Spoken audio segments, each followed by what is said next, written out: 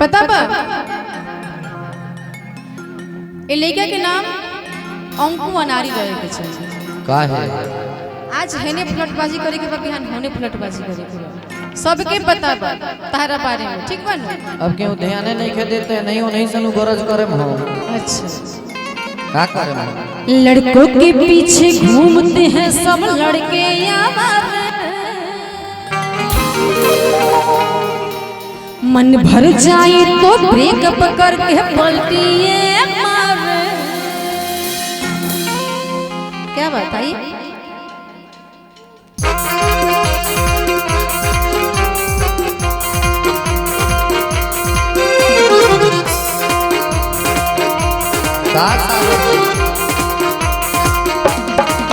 लड़की के पीछे घूमते हैं सब लड़के हमारे मन भर जाए तो पलटी करके ब्रेक भी मारे।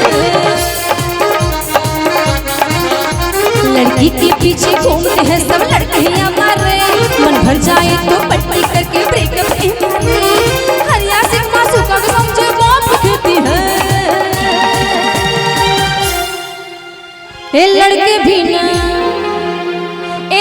भी ना प्यार को सीरियस लेते हैं 100 में से 90 को धोखा देते हैं।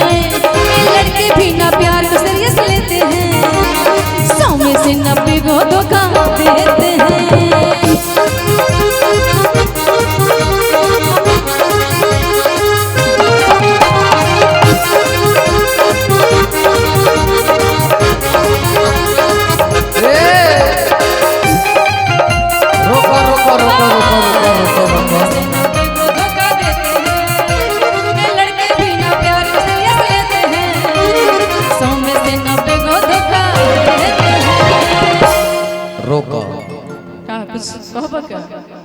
बात आई ना लड़के भी ना प्यार को सीरियस लेते हैं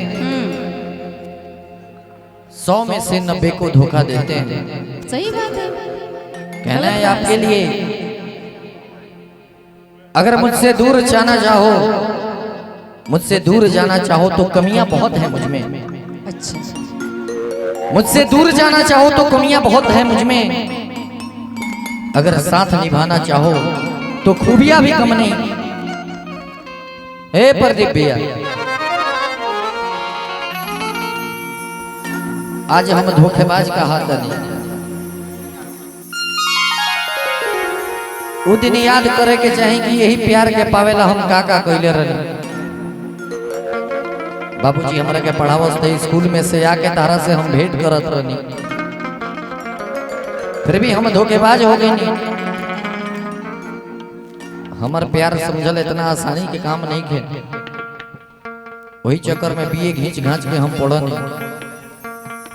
बाबूजी रोज बांस से हमरा के मारत रहले लेकिन तहार प्यार पावेला हम का कहनी तहार रहनी के सुनबा की बात से पिटा ठोकबा तू वो प्यार का कहनी। अच्छा अपना प्यार ला कहनी हम तो उतने पर मान गनी प्यार करे वाला तो बहुत कुछ कर लेवेला उहे तो तारा से ना होई बहुत कुछ को लेवेला नहीं उहे तारा से ना होई।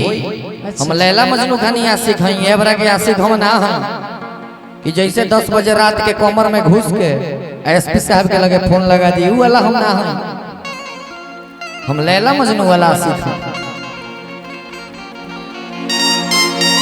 लइकवा कहता गिर गईनी हम तो सभा का नजार से मिलत नहीं खी बाबूजी के डर से।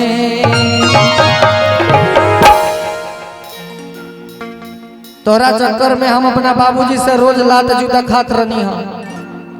मतारी घर से हमरा के भगा के मोतिहारी जिला भेज दिली कि तो हो जाई तो चक्कर छोड़ी तो सुधर जाई। लेकिन का कही कहलो बा ये प्रदीप भाई